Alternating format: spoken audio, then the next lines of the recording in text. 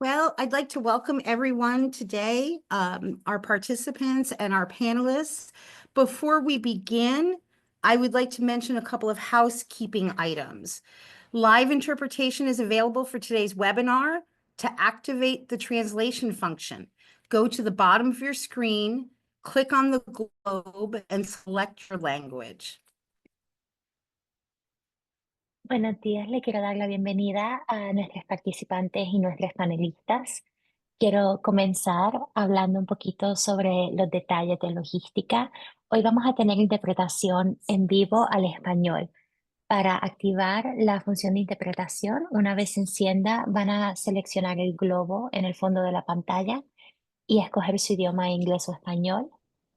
Y si están en un dispositivo móvil, celular o tableta, no van a ver el globo aparecer, van a tener que hacer clic en los tres puntitos que dicen más o more y seleccionar interpretación del lenguaje del menú desplegable. Muchas gracias. Thank you, Beth. Thank you. Good afternoon, everyone. Another housekeeping item is about what to do with questions. We ask that if you have a question, that you place it in the Q&A, use the Q&A function, and we'll be looking for questions that accumulate there. We will be answering questions at the end of this moderated discussion, and we'll get to as many of those as we possibly can. This presentation is being recorded, so everyone is aware. My name is Beth Sibilia. I'm the director of the Center for Housing Opportunity in Eastern Connecticut. I would like to welcome everyone to our Brown Bag Virtual Lunch webinar with the Connecticut Housing Finance Authority. We have Marcus and Andrew with us. CHEO aligns a diverse coalition of practitioners, policymakers, residents, and community members to drive change and to create opportunities for additional housing in Eastern Connecticut. We work with data-informed solutions, and we work with community members to ensure that we are working towards the preservation, production, and protection of affordable housing. The Center for Housing Opportunity in Eastern Connecticut believes that safe, accessible, affordable housing, which is connected to services and resources, is a human right and a critical piece of infrastructure for our region. CHEO strives to be a resource in the region, to include a variety of all of you stakeholders on this call today, to continue these important conversations to increase, preserve, and protect affordable housing. Today's topic is state programs with local impact, and the Connecticut CHFA is going to outline programs for housing opportunities in Eastern Connecticut, including New London, Windham, and Tolling counties. And with that, it is my pleasure to introduce the two panelists today, Andrew Bolger, Senior Research Analyst at CHFA, and Marcus Smith, the Director of Research, Marketing, and Outreach at CHFA. And we're going to turn this program over to Andrew and Marcus. Thank you. Great. Thank you very much, Beth. Happy to be here today. Thank you to the Center for having us. As Beth mentioned, my name is Andrew Bolger, Senior Analyst with CHFA. With me is Marcus Smith, Director of Research, Marketing, and Outreach. And what we're going to do here today is first and foremost talk about who CHFA is. Then we're going to dive into some of the housing market trends that we're seeing in your region, and then dive into some programs that we are administering to address those needs. So first and foremost, who is CHFA? What do we do? CHFA is Connecticut's Housing Finance Agency, or HFA for short. We were established in 1969. Each state generally has at least one HFA to generally meet the needs of low and moderate income households as it relates to housing. We do that on the rental housing side in terms of production, and then also on the homeownership side as well. We're a quasi-public agency. We're also self-sustaining, so you won't find us in the state budget per se, but we do on occasion administer some programs for the Department of Housing. And Marcus will talk about those in a bit. On the homeownership side, we have kind of three main lanes of operating. We provide below market interest rates to first-time home buyers. We offer down payment and closing cost assistance and home buyer education as well, both pre and post-purchase.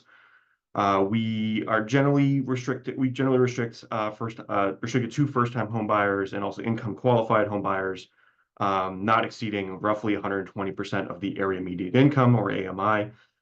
There's also home price limits, and you can see there for the city of Norwich, that ranges between, on the income side, between $120,000 and $170,000, depending on the household size and location.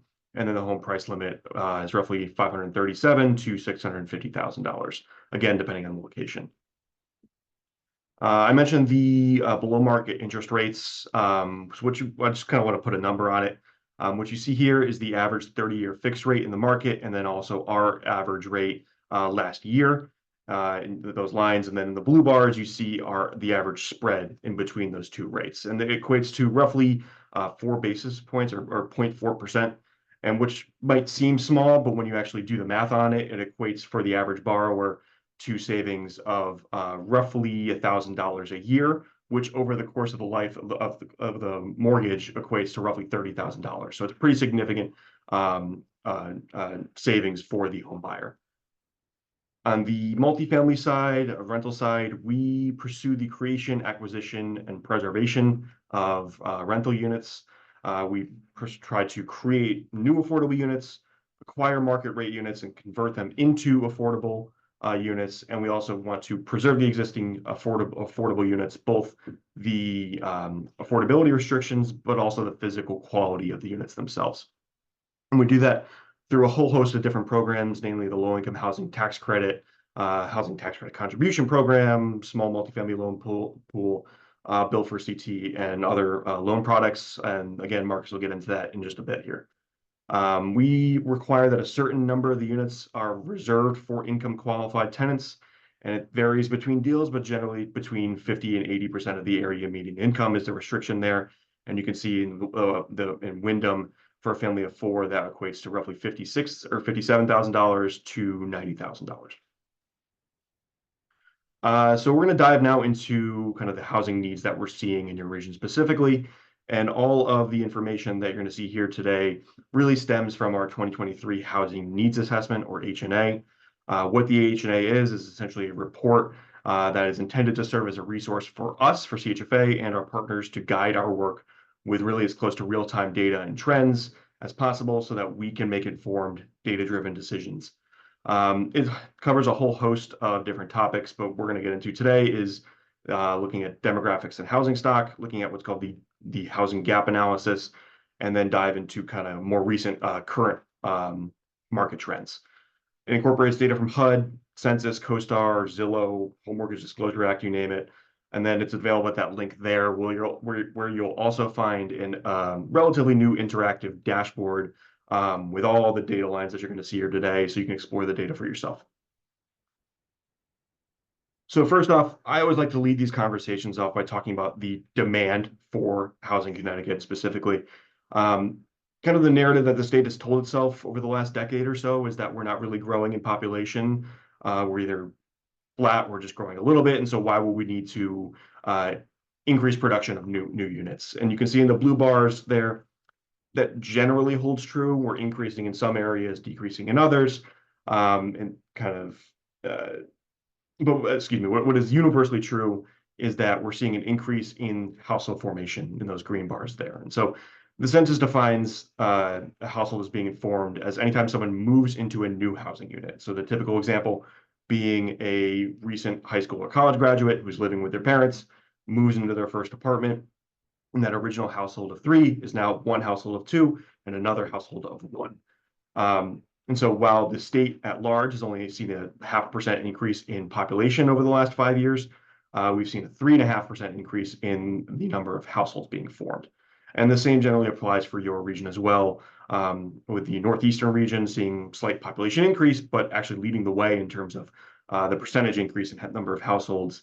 And then the southeastern region over the last 5 years saw a slight population decrease, but that same household formation trend is playing out as well. So that's what we want to see, right? It's household formation, families being formed. It's an economic driver. But when we're not pairing it with enough new units, that's where some market distortions start to take place. So what you're looking at here is the number of permitted units by the size, basically, of the structure that they're in, going back to 1966. And this is statewide. And what you'll see right away is the vast majority of our construction in the state was done before 1990. You see some pretty significant swings there, but in most years, we were producing north of 10, 20,000 units a year. And then kind of in the 1990s, that number dropped down to right around 10,000 units a year, permitted units a year. And then the Great Recession hits us, and we see a significant drop in overall number of permits, particularly among one unit construction. So that kind of light green bars that you see there. On the multifamily side, in that kind of orange color, it's actually continued at a pretty decent clip. In the last couple of years, we've seen the highest number of permits that we've seen since the 80s on that front. But overall, we're still well below our historic average in terms of overall production. And that creates a whole host of different market pressures that we're currently seeing. It also leads to an aging housing stock. And so in Connecticut, our median year built is 1966, and nationally it's 1979. So a 13-year difference in the median age of housing stock in Connecticut versus the country at large. And in some of our more urban areas, we see an even older housing stock with a median age of 75 years or more. And that applies in some areas in New London and Norwich, and also Wyndham as well, as you can see here. And then I just want to touch briefly go over what constitutes your housing stock in your region. First and foremost, I don't think this will be a surprise to most folks that areas outside of Norwich, New London, Wyndham, and even Mansfield a little bit is predominantly the traditional single-family home. As you can see, the kind of darker green colors makes up a greater percentage of the housing stock in those areas. For 2 to 4 units, it's kind of the inverse. We see that predominantly clustered in, again, the New London, Norwich, and Wyndham areas, and also the same for units in larger multifamily structures as well. Again, Norwich, New London, and Wyndham, and actually Ashford a little bit, surprisingly, as well. So with that as the backdrop, the next section of the housing needs assessment is what's called the housing gap analysis. And what this number actually, or what this estimate tries to do, is estimate the number of additional housing units that are needed by income and geographic area for effectively no one in that area to be cost burdened, right? Paying more than 30% of your income on housing. It's not a production target, but does point to where additional units might be of use. And it uses data from HUD called the Comprehensive Housing Affordability Strategy, or CHAS for short, basically just repackaged census estimates that HUD and others use to distribute grants and demonstrate housing needs like we're going to do today. The actual formula for the gap is it takes the number of households, again, in a certain income and geographic area, subtracts out the total affordable units, taking into account the units that are occupied by other income households. And so visually what that looks like is this. At a statewide level for renters earning 0 to 30% AMI, on the left, you have the total number of renters in this cohort, shaded by whether or not they are cost burdened in dark blue or not cost burdened in light blue. And on the right, you have the total number of units that are affordable to these renters. And they are shaded by whether or not they are occupied by someone earning this income level or occupied by someone at a higher income level. And you can see what makes up the gap is the actual height, the difference in the height of the two bars, but also the number of units, again, occupied by someone earning a higher income. And so statewide, we found a gap of roughly 90,000 units, not a production target, but we kind of publish it just to show that we're in line with some other estimates out there. And so when we look at the housing gap analysis for your region specifically the Northeast and Southeastern COGs, we see a similar dynamic playing out to the statewide trends. On the left-hand side, you see, again, there are more households earning between 0 and 30% AMI than there are units. For renters earning 31 to 50% and 51 to 80%, you see there are more units than there are households.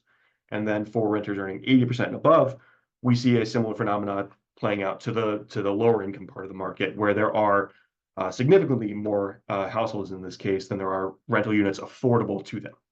And so what ends up happening is on the lower end of the market, lower income end of the market, folks are essentially forced to rent up into units that are affordable to someone earning, say, 50% AMI, hence the significantly higher cost burden numbers. And then on the higher income side of the market, we see that because of a lack of options, but also because not everyone wants to max out their housing budget at all times, those renters often seek units that are affordable to someone, say, again, earning 50% AMI. And so while there are, in fact, more units available to basically the middle of the market, there's still a lot of housing pressures going on because of lower income households renting up and then higher income households renting down, basically. And so just to put some numbers on it, in your region, we found a gap of roughly 8,000 units. Again, not a production target, but again, points to where some demand, some more units might be useful. We found that roughly 34% of the units priced for the lowest income renters are occupied by higher income households. On top of that, existing shortage of units as well. And then we found that the lowest income renters are occupying roughly 20% of the units priced for higher income households. So again, that renting up phenomena that we're seeing. And then renters earning 80% and above are occupying 10% of the units priced for the lowest income renters and about a third of the units priced for the middle of the market. So again, it's a bit of a kind of mix match phenomena going on because of the lack of units at what are basically the poles of the market. So switching gears now to kind of more recent trends, market trends that we're keeping an eye on, especially coming out of the pandemic. First and foremost, looking at home sales in Tallinn, Wyndham, and New London counties here, and also the median sales price. And so what you're looking at is 1 to 4 unit home sales going back to 2001, and you can kind of see the run up to the Great Recession, peaking in overall sales volume in roughly 2004. Then the crash hits us, and we kind of bottom out in 2011. And then from there, we see a kind of gradual increase in overall sales volume activity, leading up into 2021, where we saw statewide roughly 62,000 home sales in a region north of 7,500 home sales. In both cases, that was the most we've seen since 2005. So a real increase in sales volume activity. In recent years, we've seen a kind of a drop off in overall home sales, not necessarily in the median sales price that has remained elevated, but in 2024 and 2023, we saw in your region specifically home sales in the realm of levels that we saw in roughly 2008, 2009.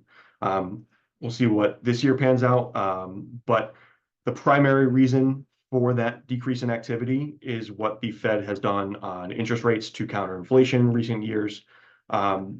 This is the average 30-year fixed rate mortgage by month going back to 1971. And right now we're hovering around 6.5%, 7% interest rates, depending on the week, really. And you should note that historically that is not abnormal. These are levels that we saw in the kind of late 90s into the 2000s. What really should stand out to you on this chart is just how low interest rates got in recent years, roughly 3% on average in 2020 and 2021, hence really accelerating that home sales volume.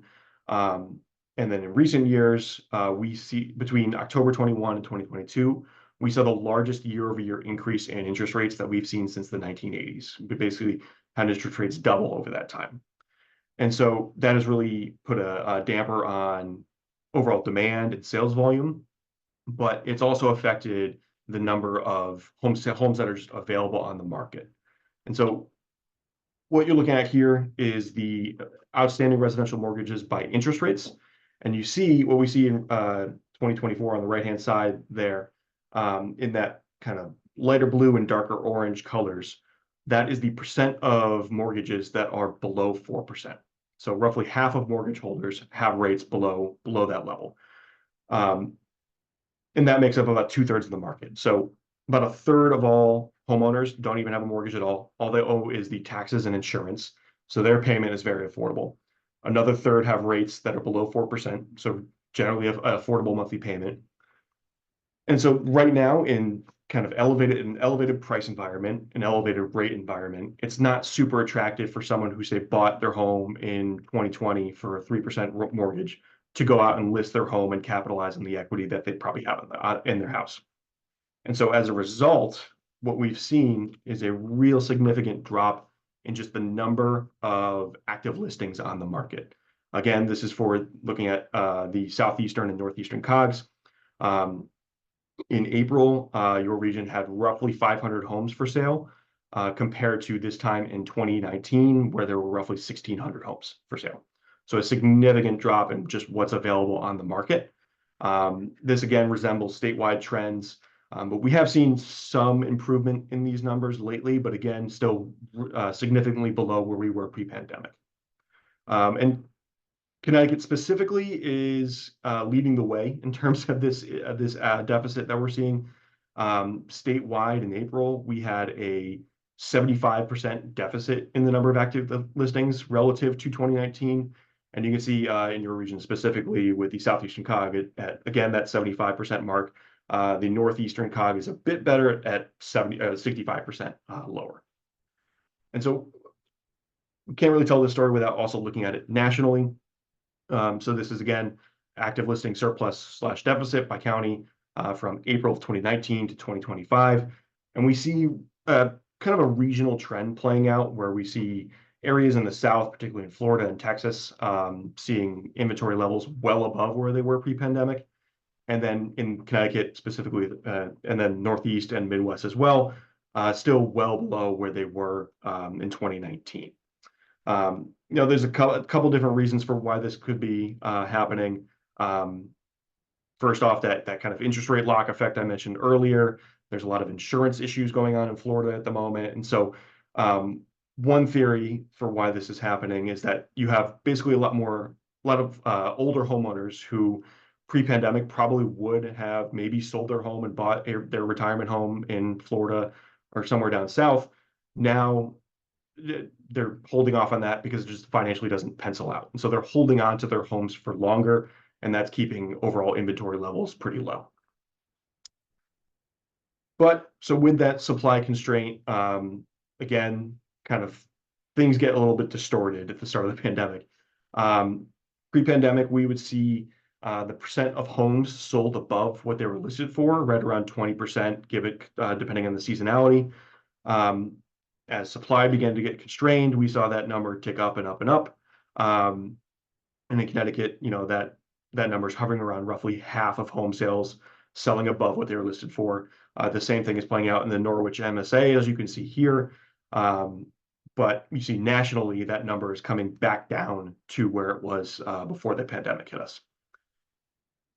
The other thing that's happening is just homes are selling much faster than they did at this time before the pandemic. So for the Norwich MSA specifically, in 2018, 2019, we saw between a mean number of days until pending, basically how long it takes for a home to go under contract, was between 50 and 100 days, depending on the month you're looking at. That is now well below 50 and hovering around about 3 to 4 weeks on average. And the US, again, as more inventory is online there, you see that number creeping up as well. And so all that combined, we've seen the annual income required to afford the typical home go up pretty dramatically. Combination of price increases, but also what's happening on interest rates. And so in the Norwich area specifically, in 2018, 2019, the average homeowner could afford the typical home with an income right around $60,000. Nowadays, that number is upwards above $100,000 on average. So homebuyers are facing significant headwinds specifically. And then we also just wanted to talk briefly about the rental market as well, because your future first-time homebuyers are currently renters. And so what's happening in the for sale market is kind of bleeding over into the rental market as well. And so this is the rental vacancy rate for the Norwich, Connecticut at large, and then the US as well. And again, similar story. You can see that at the start of the pandemic, rental vacancies dropped dramatically in the state and dropped dramatically in the Norwich area as well.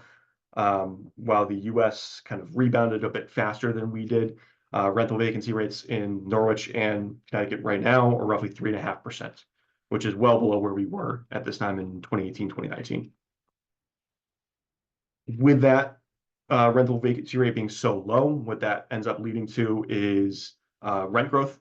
And so right around this time that vacancies started to drop, we saw year-over-year rent growth increase pretty significantly, and very significantly in the Norwich area, where in 2022, this number peaked at above 10% year-over-year in terms of average rent growth.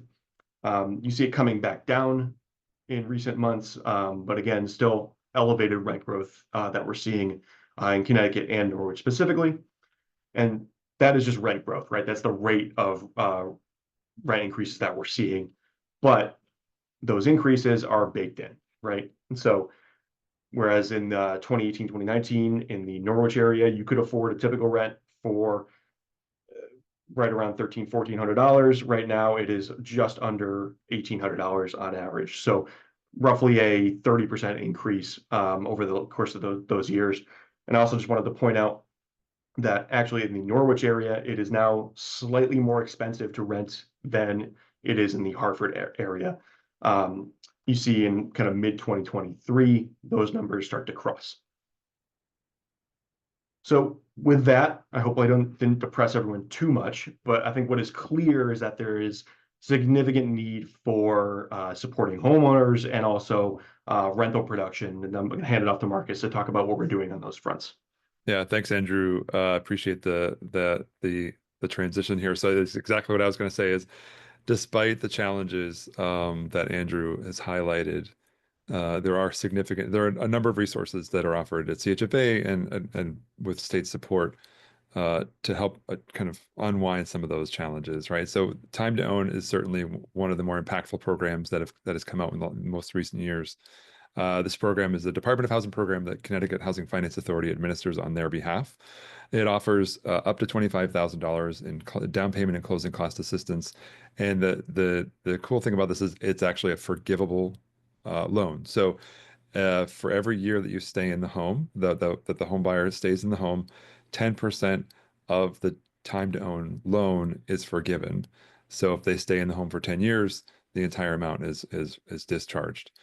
And you can see the northeastern and southeastern COG information here on the slide, just to give you a sense of what the impact is. You know, if you think about things in terms of like Time to Own borrowers, those folks who use the program and those who are coming to CHFA as first-time home buyers, but may or may not qualify or just don't use the Time to Own program.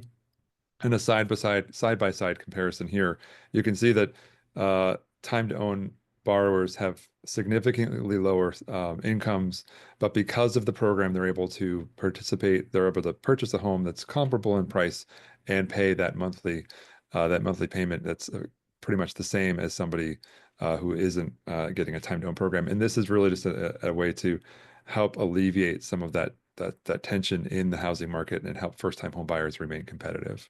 Next slide. So on the multifamily rental side, the low-income housing tax credit program is probably the program that our multifamily team is most known for.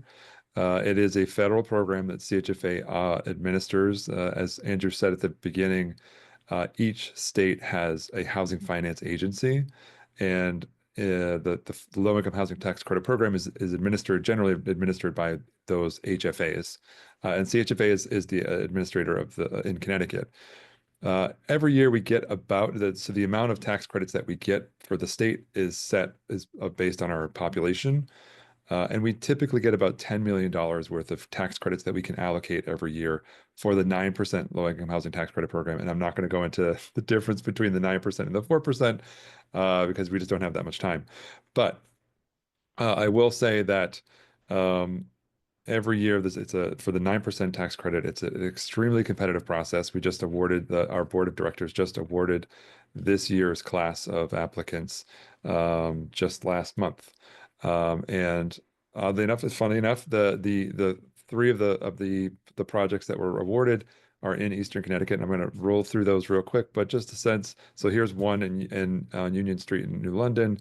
So this development received credits to support the development, the creation of 46 units on a lot that had been the site of a church that collapsed last year. And you can see not all of the units are affordable. Some units are set aside as market rate or non-restricted units, and that's pretty common these days. It's fairly rare to see a 9% low-income housing tax credit development come through that is 100% affordable. They generally try to find some mix to encourage economic diversity on these developments. So the next slide is a development in Montville. Here again, 57 units in this development, 45 of which will be affordable to low and moderate income households. And the final one we have is in Griswold. This is actually phase 2. And you can see phase 1, a photo of phase 1 there, Oak Tree Village.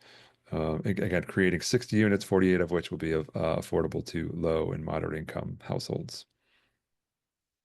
So we also have the housing tax credit contribution program, which is kind of the homegrown housing tax credit program that we have here.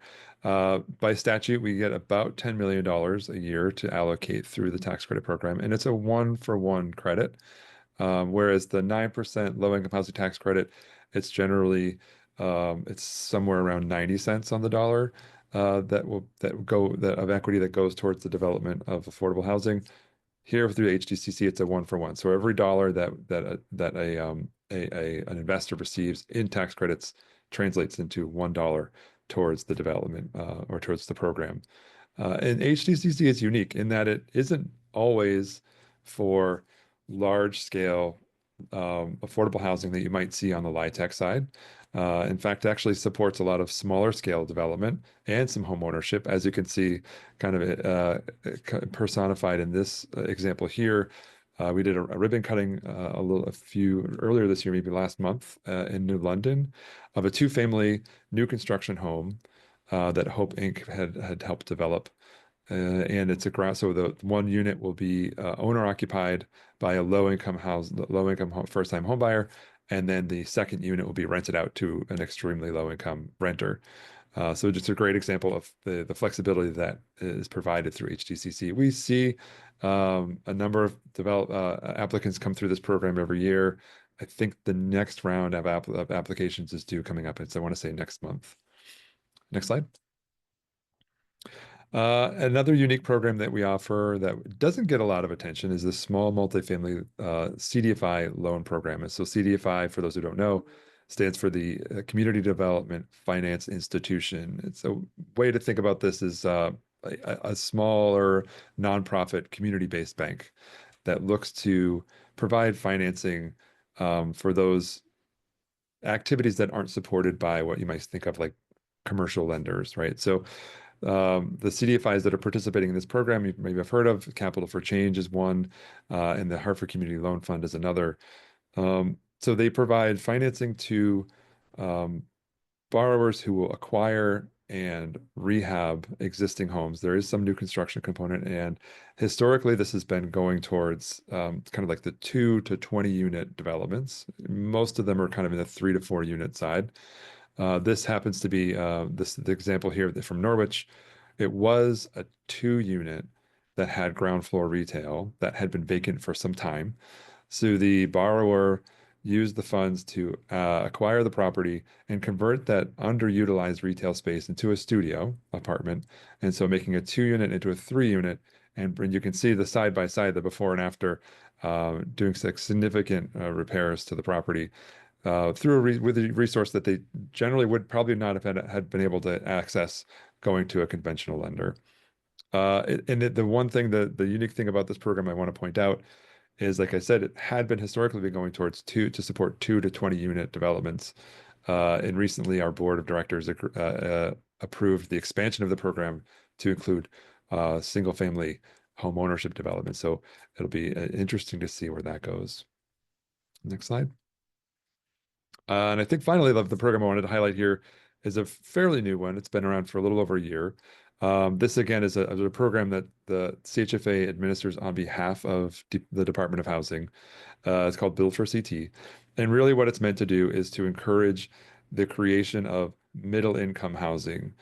We did some research a couple of years ago and found that there was a significant gap in the number of units that were made available for rent for folks who are in that middle income space, right? So we're thinking about 60 to 80% of AMI up to 120% AMI, right? So a lot of the programs that we mentioned earlier, the LIHTC program, HTCCs, are really meant for folks who are earning 60% of area median income and below.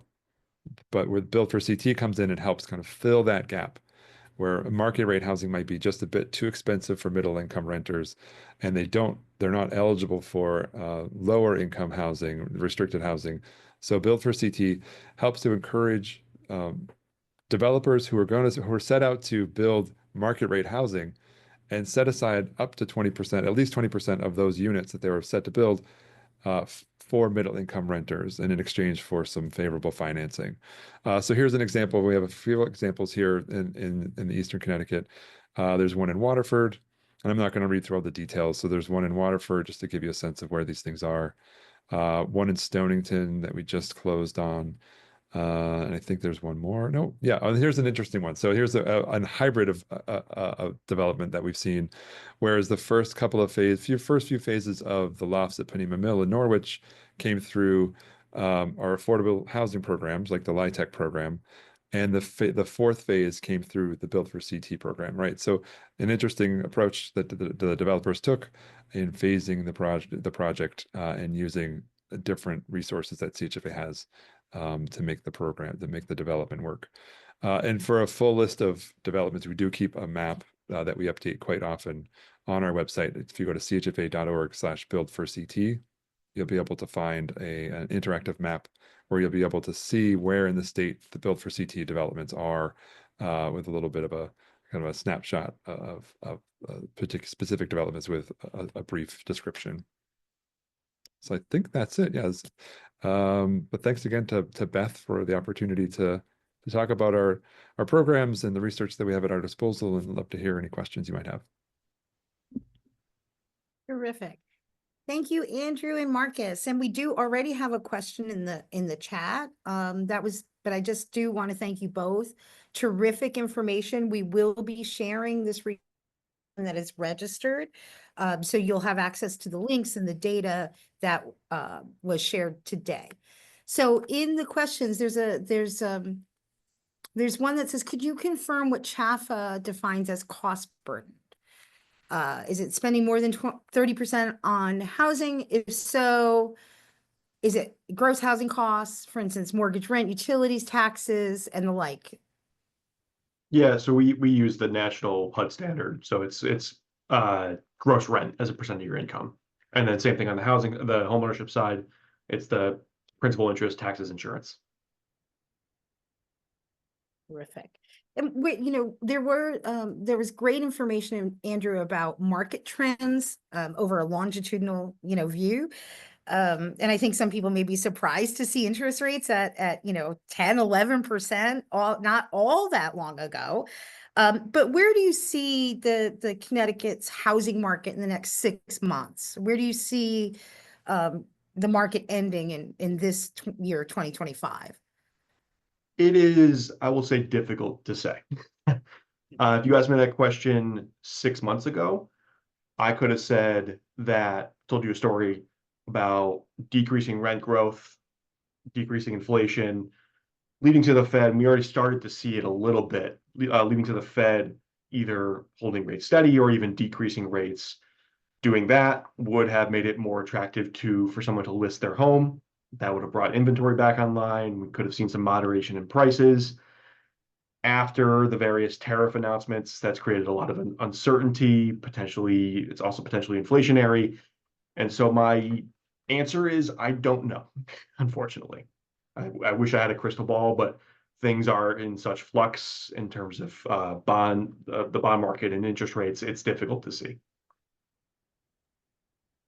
Yeah, I will say that the governor seems poised to continue his support for affordable housing. I think we've seen significant investment from the state for the last 4 or 5 years, specifically around affordable housing that CHFA and DOH participate in, right? Like, so you're thinking about the low-income housing, like developments that, even though LIHTC is a federal program, we rely on our partnership with DOH to provide a lot of that gap financing and support to help a lot of these projects come together.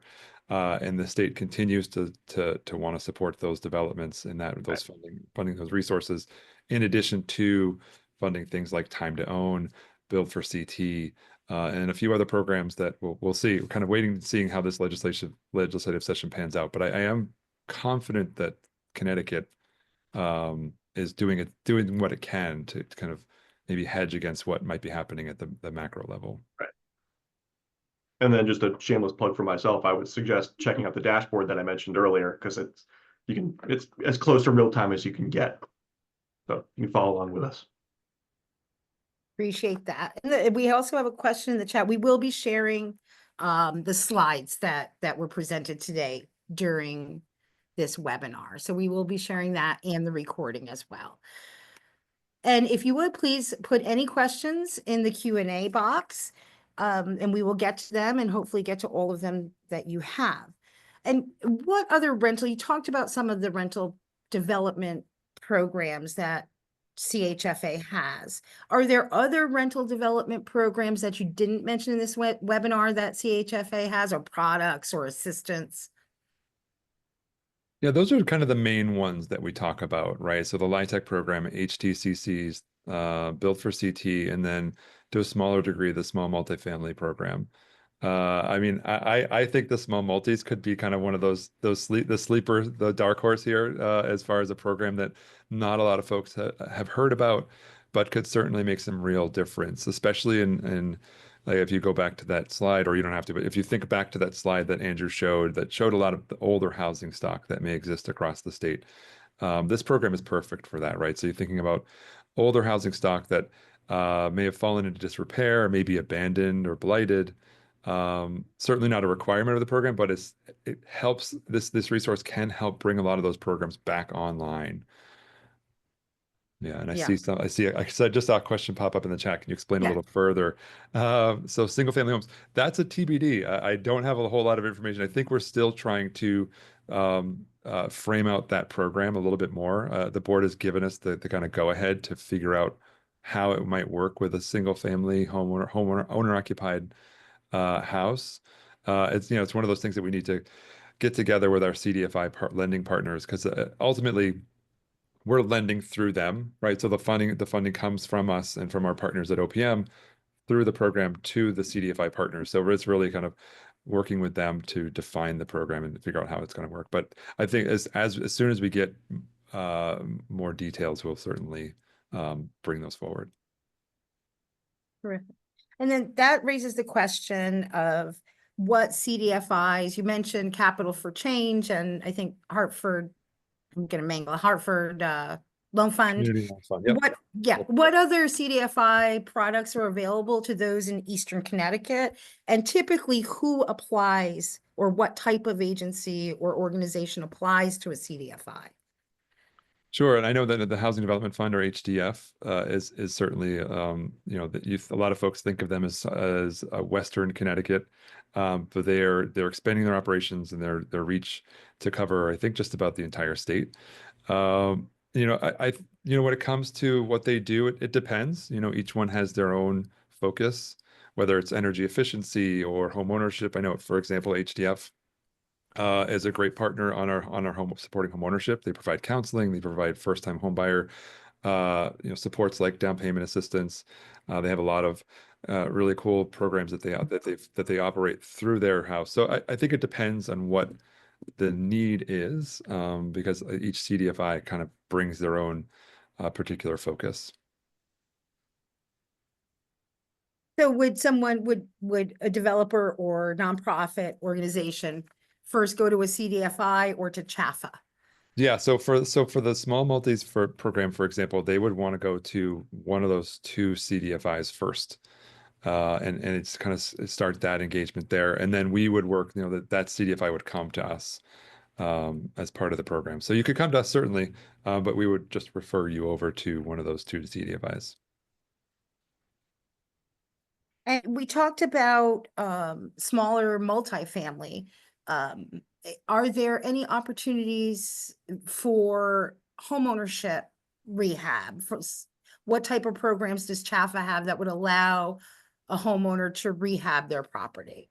Yeah, we're working on a program now. Details of forthcoming later this year, but we're working on something. There are existing conventional programs like FHA 203K, for example, is most widely known, where you can use it to purchase a home and then borrow additional resources, additional funds to fix up the home. It the feedback that we've gotten from our lending partners, because we offer the 203K program, the feedback we get from our lending partners is that it's a bit ornery. It's labor intensive, and a lot of banks it's a hard thing. It's a hard program to administer for a number of reasons. There's a construction, monitoring component, in addition to some other qualities that just make it less attractive. So we're exploring ways to account for those, and find a way to support some of that work. I will say I believe the Department of Housing recently announced an initiative with several CDFI partners that we also work with, that I think is going to try to bring a lot of resources forward for home ownership rehab. So I think those details I think are still in the works, but there should be more information coming soon on that. We look forward to that. We Yeah. look forward to seeing that. For sure. So now many municipalities throughout the state are undergoing their review and update of their plan of conservation and development, or POCDs.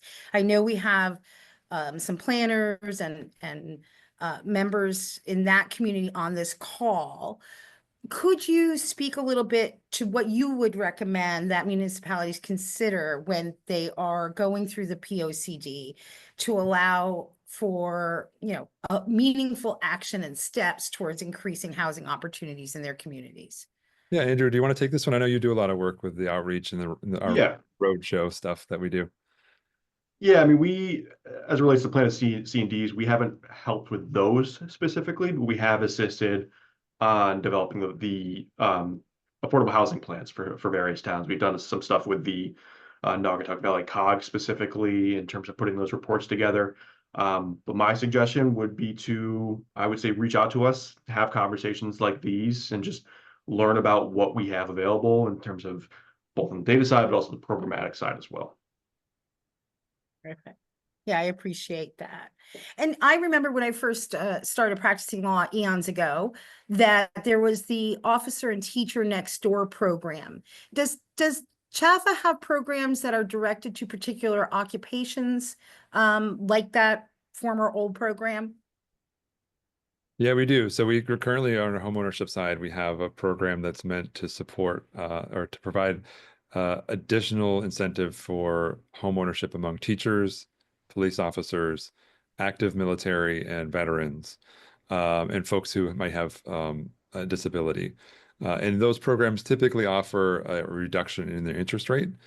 They're fairly detailed. So I as far as like who exactly qualifies and where they might need to purchase, like for example, the teacher program, you need to teach a certain subject in a certain area. So for more information, I would certainly encourage people to check out our website where you can find all of those different different details. But we do have a number of programs, to your point, Beth, that are meant to incentivize and encourage home ownership among certain folks, for sure. And then I just want to point out that interest rate reduction is on top of our below market interest rates already. Right. Yep. And you're also, I mean, in getting a CHFA mortgage, you're also potentially eligible for things like time to own, and our other down payment assistance program. Terrific. I don't see any other questions in the Q&A. And I want to give people 10 minutes back before the start of the next hour so that they can recalibrate after our brown bag lunch webinar. I do want to thank both of you. I want to thank, our partner at Connecticut Housing Finance Authority. Your presentation has only confirmed what we tell people, and that CHFA is a resource. Use them. I'm sorry, there is one more question. Does veteran discharge come into play for eligibility? I don't know off the top of my head. I would recommend checking out the website. And there's a link there. So if you don't find the answer you're looking for on our website, there's a place where you can submit the email into our homeownership team, and we'll get back to you right away. See, that's what I mean by resources. You're a tremendous resource to the community. And so for that, we thank you. We thank you for spending this time with us. To our audience, thank you for joining us today, to the Housing Collective and our partners at the center, which include, the Partnership for Strong Communities, List Connecticut. Locally, we have Eastern Connecticut State University, Connecticut College, I'm sorry, I said Eastern, United Way of Eastern Connecticut, and the Community Foundation of Eastern Connecticut. So thank you to our partners. Again, thank you to CHFA, and in particular, thank you to Marcus and Andrew for spending this lunch hour with us. And look forward to receiving the recording as well as the slides that were presented today that will have a whole host of information and links for you. And certainly check out our website and check out CHFA's website. There's lots of resources out there for all of you. So again, thank you. I appreciate this time you spent with us today. Thanks, Thank you for Beth. having us. Thanks, everybody.